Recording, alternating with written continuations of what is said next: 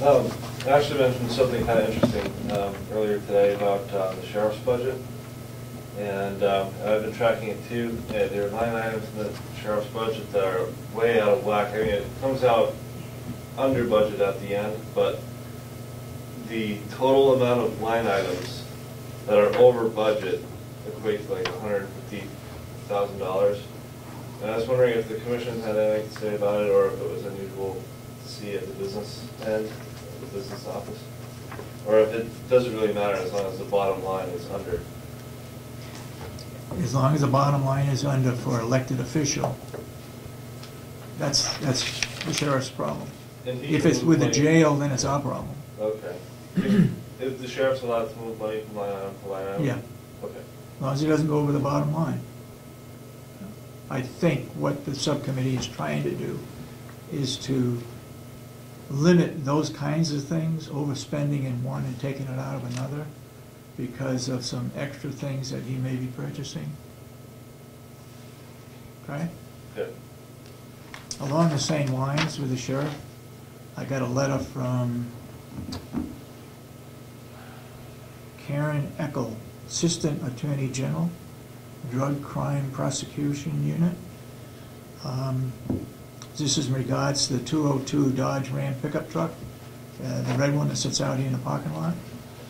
Dear Commissioner Sorensen, it was a pleasure speaking with you today. As we discussed, I am writing to inform you that the above referenced vehicle, previously forfeited to the state of New Hampshire and currently in the custody of the Carroll County Sheriff's Office, may be retained for official use by the Carroll County Department of Corrections or other public agency.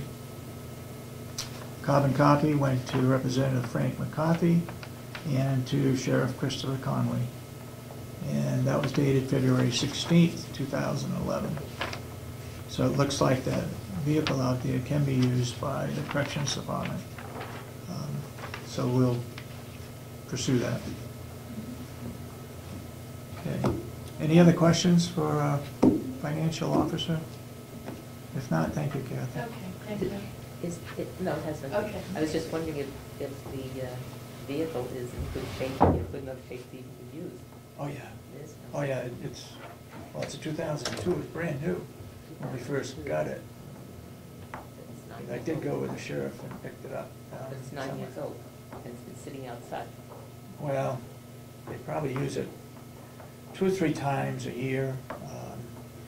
When they have to plow the snow out there, they have to move it. But I don't know, the sheriff can tell us better than I can regarding how good it is. I think if we do use it, we'll have to buy a cap for it, because I think the food would be delivered in it through the nursing home to the jail. But anyway, hopefully that's been taken care of finally. I'm just curious as to a car that's been sitting out in the elements for the past, I don't know how many years? Since 2002. Since 2002. It's 9 years sitting out in the elements in this weather. I don't want to start investing all kinds of money in it. No, I don't. And find that it's just not worth it. Right. Maureen, I'd like to ask you to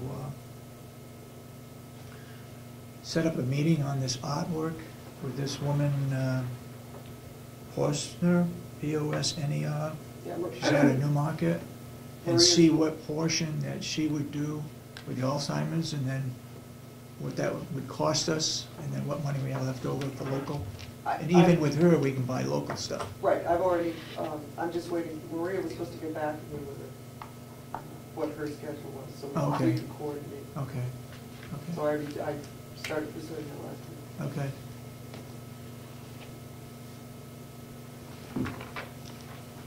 I have a question. When are we going to meet for that old building committee? When does it start? This year? Yeah, this year, yeah. Yeah. Next, and when is that? we'll probably do it in March. Next month? Yep. Oh, okay. Because I got a, we had a pre-design done on it. Yeah, here we go.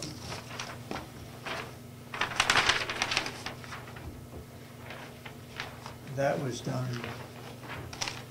way back as to what we were gonna do with it and how we're going to change the offices, especially in there, that area. Morning, Robin. Good morning. What have you got this morning for us? I was on the agenda, I asked to be removed because I didn't have Oh, you didn't? it for non-public, but, I can fill you in a little bit about where we're at with the insurance. I've got information back from Local Government Center. There was, last year, when we put this out to bid, I had sent inquiries to 3 people. One of them couldn't even quote us. Mhm. The other one, they both used Anthem, Local Government, and this other Allen Associate.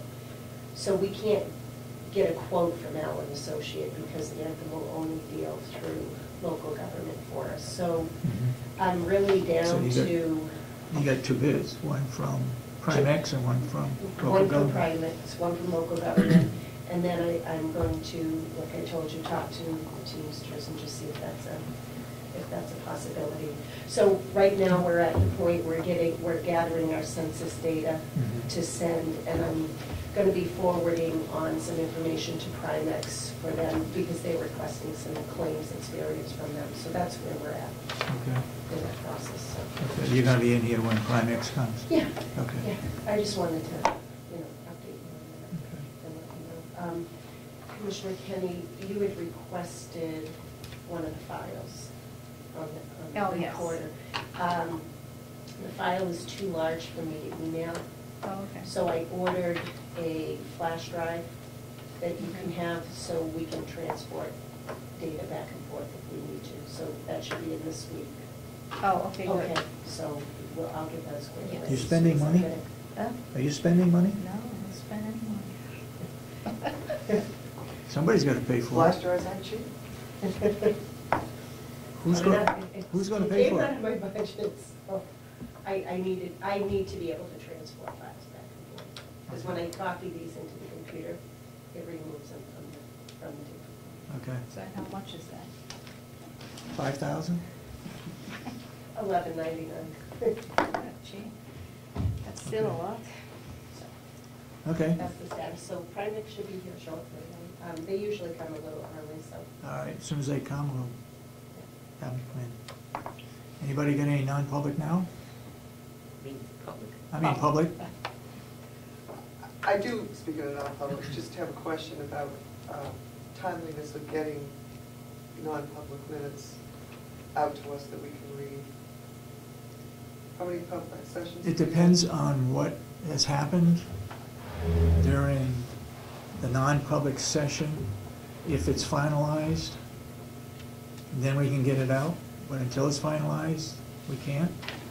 And then it goes through the attorney to make sure that it's something that we can release. Takes time. I don't know, you say anything more on But that? I can say, because I'm the one that does them, so in all reality, doing the minutes is like a second job for me. Yeah, no, I understand So, that, Robin, but- I try as hard as I can. I think if we try to stick to that 6-month increment, is easier, maybe review them after 3, but I think, like Commissioner Sorensen said, if it's an issue that we can't reveal or we can't discuss at that moment, it may be a while before they are released. Okay. Then I have a question on just even the July 28 minutes. You talked about Cronus. Why was that non-public? I think what happens is when we work in non-public, something may have been mentioned, and then Chip, usually what he would do is mention it again the next week.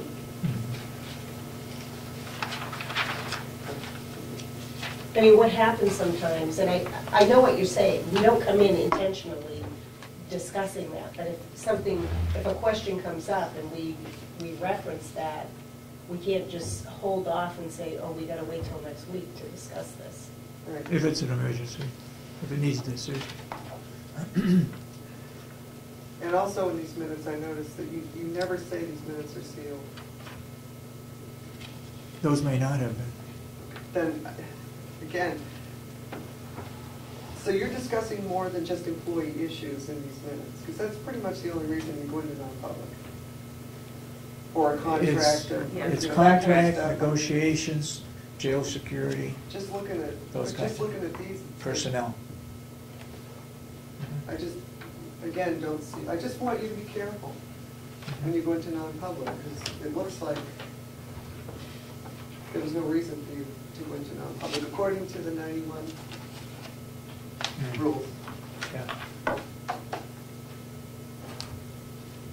Okay. Thanks. All done? Okay, I guess, got anything that we want to talk about between now and 10 o'clock? Yes, sir. Commissioner Kenny, could you speak to the meeting that you had with the architect last week? Yes, we basically went over executive furnishing. She gave me another sheet, so what we went over. And she said it was directly, her consultant has nothing to do with it.